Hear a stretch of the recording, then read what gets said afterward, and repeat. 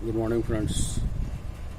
दोस्तों, आज जो मेरा टॉपिक है वो प्राइस के ऊपर है। यानी किसी भी शेयर का जो भाव है वो प्राइस जो है वो किस तरह काम करता है और किसी भी शेयर की ट्रू वैल्यू क्या होती है, क्या वो चार्ट्स पे दिखाई देती है या निकाली जा सकती है डेटा के थ्रू।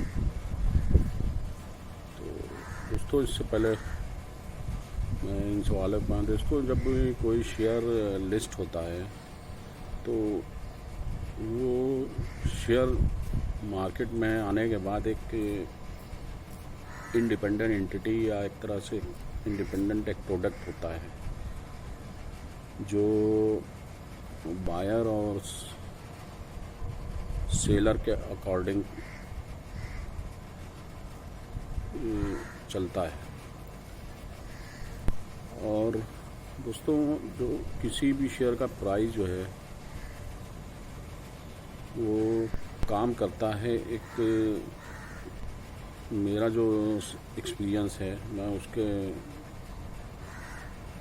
बिहाफ पे बोल रहा हूँ। जो मतलब जो किसी भी शेयर का प्राइस है वो काम करता है एक मैथमेटिकल फार्मूले पे।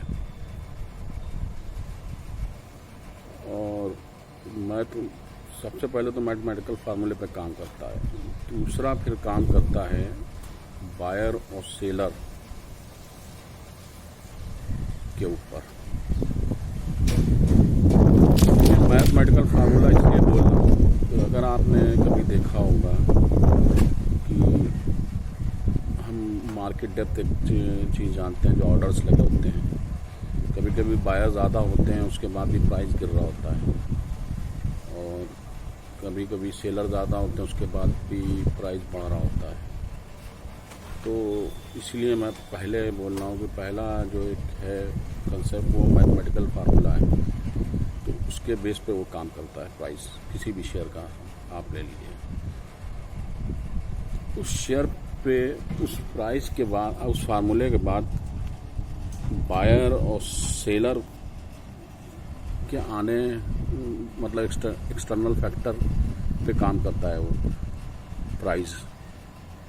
अगर फियर फैक्टर हावी हो जाता है तो वो फार्मूला और सेलर साइड एग्रेसिव हो जाएगा।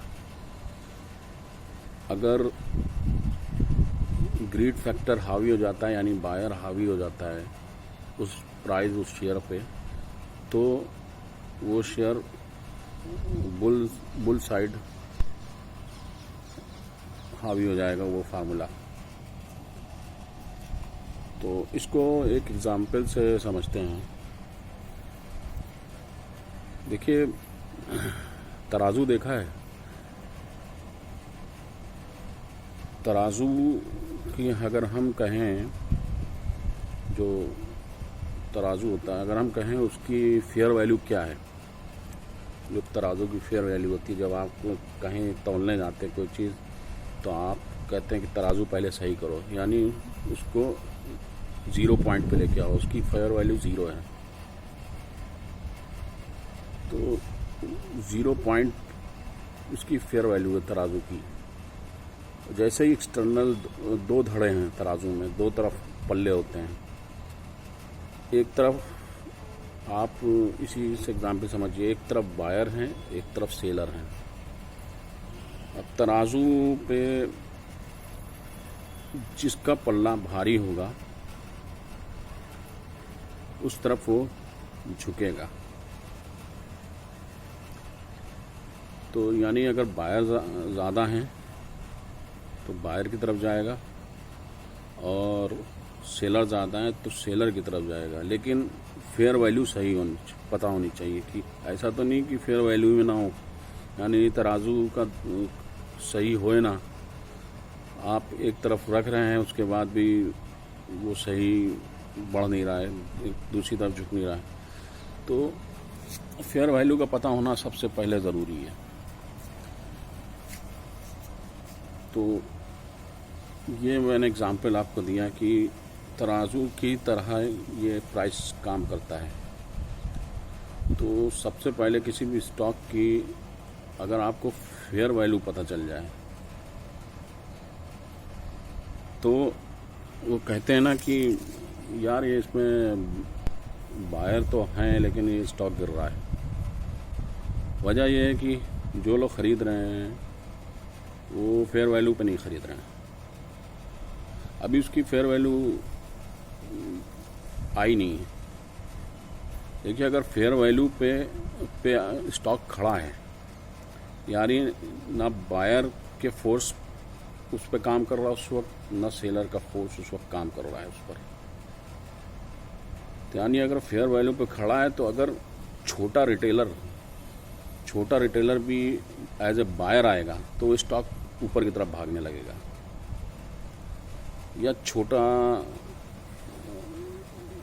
रिटेलर एज ए सेलर आएगा तो वो स्टॉक नीचे की तरफ भागने लगेगा। तो अगर फेयर वैल्यू पता है तो आप किसी भी स्टॉक को ऊपर नीचे कर सकते हो। तो अपने मतलब क्वांटिटी के अकॉर्डिंग तो फेयर वैल्यू ये कहलाती है। यानी हमने तराजू का एग्जांपल दिया कि जब तक आप उसको न्यूट्रल नहीं लाएंगे तब तक वो शेयर जो है बायर या सेलर के अकॉर्डिंग नहीं चलेगा। यानी फेयर वैल्यू में उस शेयर का प्राइस आना ज़रूरी है। पहले वो फेयर वैल्यू के ऊपर आएगा, तब वो डिसाइड करता है कि हम बायर साइड जाएंगे या सेलर साइड जाएंगे। देखिए, मेरा ये पर्सनल एक्सपीरियंस है। और तो क्या फेयर वैल्यू चार्ट से या डेटा से निकाली जा सकती है? जी बिल्कुल निकाली जा सकती है। हमने बताया ना कि लिस्ट होने के बाद शेयर जो है एक इंडिपेंडेंट एंटिटी, एक इंडिपेंडेंट प्रोडक्ट है मेरे हिसाब से। तो उस पर एक्सटर्नल फैक्टर्स काम करते हैं, जैसे न्यूज़ है, बायर सेलर की ग्रीड और फेयर है, ये सारी चीज़ें काम करती हैं। कंपनी से रिलेटेड न्यूज़ काम करती हैं। तो जो हमने बताया कि सबसे पहले वो एक पार्टिकुलर फार्मूले पे काम करता है, उस पार्टिकुलर फार्मूले से ही आप फेयर वैल्यू भी डिसाइड कर होती है। उसके बाद बायर और सेलर, हम बायर सेलर ना बोल के ग्रीड और फेयर बोलेंगे यहाँ पे। अगर ग्रीड हावी हो रही तो वो फार्मूला एग्रेसिव ग्रीड साइड हो जाएगा, और अगर आपका फेयर हावी हो रहा है, फेयर के इमोशंस हावी हो रहे हैं उस पर, तो वो फार्मूला उस प्राइस को जो है फेयर की तरफ यानी सेलर्स की तरफ ले जाएगा। तो ये है, देखिए ये प्राइस मेरे हिसाब से इस तरह काम करता है। और अलग अलग टाइम फ्रेम पे हो सकता है फेयर वैल्यू अलग अलग हो, अलग अलग टाइम फ्रेम पे शेयर की फेयर वैल्यू अलग अलग हो सकता है। क्या होती है, आप पता चला 15 मिनट्स के चार्ट पर देख रहे हैं तो उसकी फेयर वैल्यू अलग होगी, आप 1 घंटे के चार्ट पर देख रहे हैं तो उसकी फेयर वैल्यू अलग होगी, आप वीकली या डेली का चार्ट देख रहे हैं उसकी फेयर वैल्यू अलग होगी।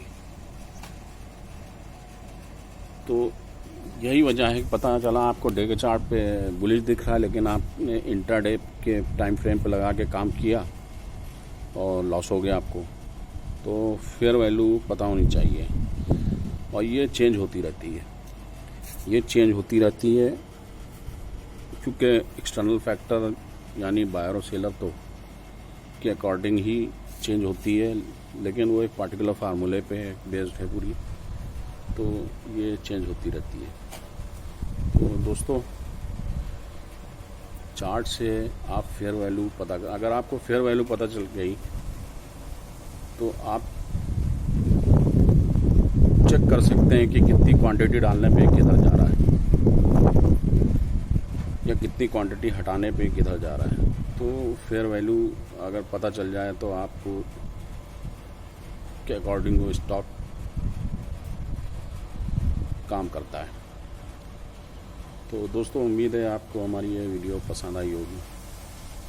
अगर आप इस पे डिटेल्स से जानना चाहते हैं तो वीडियो को लाइक कीजिए और चैनल को सब्सक्राइब कीजिए। और अगर आप मेरी इस बात से सहमत नहीं हैं तो कमेंट कीजिए। देखिए, मेरी ये सेल्फ एनालिसिस है और फिर अब ये पर्सनल एक्सपीरियंस है, तो इसको आपको सीरियसली ना लीजिएगा। हो सकता मैं गलत हूँ, लेकिन सारा खेल जो है आपको का जो है फेयर वैल्यू पे है और स्टॉक मेरे हिसाब से एक पर्टिकुलर फार्मूले पे काम करता है। तो दोस्तों, उम्मीद है आपको मेरी वीडियो पसंद आएगी, तो प्लीज़ लाइक कीजिए और चैनल को सब्सक्राइब कीजिए।